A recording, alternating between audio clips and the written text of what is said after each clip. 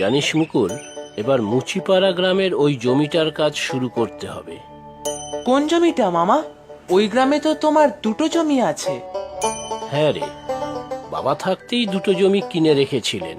বাবার মানে তোর দাদুর খুব ইচ্ছে ছিল রে, একটা জমিতে শিক্ষা প্রতিষ্ঠান তৈরি করার, আর একটা জমিতে বিনে পয়সায় গ্রামের মানুষদের জন্য চিকিৎসা কেন্দ্র তৈরি করার।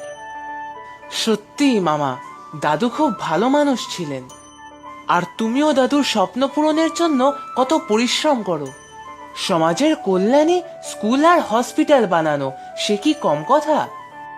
বাবা বেঁচে থাকতে আমার সেই সামর্থ্য হয়নি, আর আজ যখন বাবার আশীর্বাদে সবই আছে, ভাবছি এবার আস্তে আস্তে বাবার অপূর্ণ ইচ্ছেগুলো পূরণ করব। তা কোন জমিটা বললে না তো? মুচিপাড়ার পূব দিকের বড় জমিটার কাজ শুরু করব। গ্রামের পঞ্চায়েত প্রধানের সাথেও কথা হয়ে গেছে। উনি বলেছেন আগে স্কুল তৈরির কাজটা শুরু করতে। ওই গ্রামের কাছাকাছি কোনো স্কুল নেই, তাই নাকি পয়সার অভাবে বহু ছেলে মেয়ে স্কুলে যায় না। তা বেশ ভালো মামা, আমিও তোমার এই কাজের সাথে যুক্ত থাকতে চাই। এ তো মহৎ কাজ একটা। থাকবি? থাক না, আমারও ভালো হবে। আমি যখন কাজের জন্য বাইরে এদিক ওদিক যাব, তুই গ্রামে গিয়ে তদারকি করে আসবি। তাহলে মামা ভাগ্নে মিলে বাবার স্বপ্ন পূরণ করব। কি বল? হ্যাঁ মামা, আমারও ভালো লাগছে।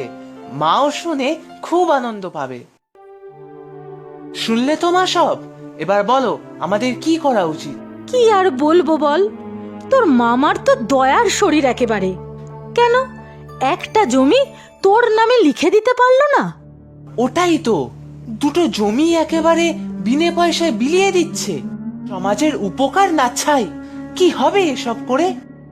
শুধু নাম কেনার ফিকির। বিয়ে থা তো করেনি, সারা জীবন শুধু টাকা রোজগার করে গেছে। আর সেই উপার্জনের টাকাও আবার সে জায়গায় জায়গায় দান করে বেড়ায়। আজ অনাথ আশ্রম, কাল বৃদ্ধাশ্রম, যত সব। বাবাকে বলেও তো লাভ নেই মা। আমার বাবা তো আবার মামার অন্ধ ভক্ত। মামা যা করে বাবা বলে সবই তার ভালো লাগে। আমি যে তার ছেলে সেটা ভাবতেই আমার অবাক লাগে। সত্যি রে, ঠিকই বলেছিস। তোর বাবার তোর ভবিষ্যৎ নিয়ে কোনো মাথা ব্যথা নেই। সারা জীবন মাস্টারি করে এসেছে। ওই তো কটা টাকা রোজগার ছিল, কোনো দিনও সুখের মুখ দেখতে পেরেছে নাকি তোর বাবা? না মা, আমার যা করার আমাকেই করতে হবে। কর বাবা কর, যা করার কর। তুই আমার একমাত্র যখের ধন।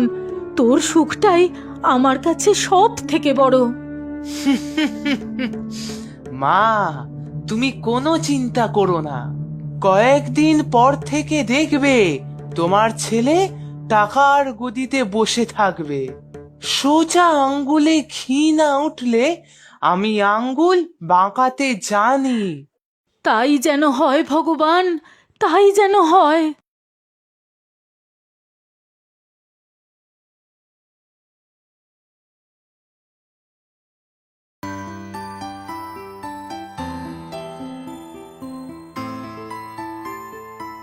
আরে মামা, এত সব কাগজপত্র নিয়ে কি করছো?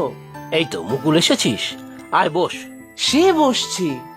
এত মন দিয়ে কিসের কাগজপত্র দেখছো? কয়েকদিন পর থেকে স্কুল বানানোর কাজ শুরু করতে হবে তো, তার জন্য কাগজপত্রগুলো গুছিয়ে রেখে দিচ্ছি আলাদা করে। এগুলো ছাড়া কিছুই হবে না। আচ্ছা চলো বসার ঘরে যাই, অনেক কথা আছে তোমার সাথে।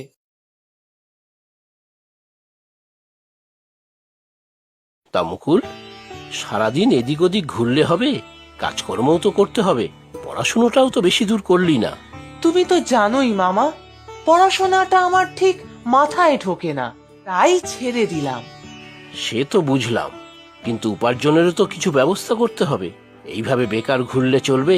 জামাইবাবুরও তো বয়স হয়েছে, কতদিন আর টানতে পারবে বল? হাতের কাছে স্বর্গ থাকতে আমাকে নাকি খেটে খেতে হবে। কি রে, কি ভাবছিস? হ্যাঁ, না না, কিছু ভাবছি না। কি করব সেটাই আর কি। ভালো একটা কিছু তো করতে হবে। আমার চেনা পরিচিত একজন আছেন, তার থেকে তুই কোনো টেকনিক্যাল কিছু শিখে কোনো কাজে যুক্ত হতে পারবি।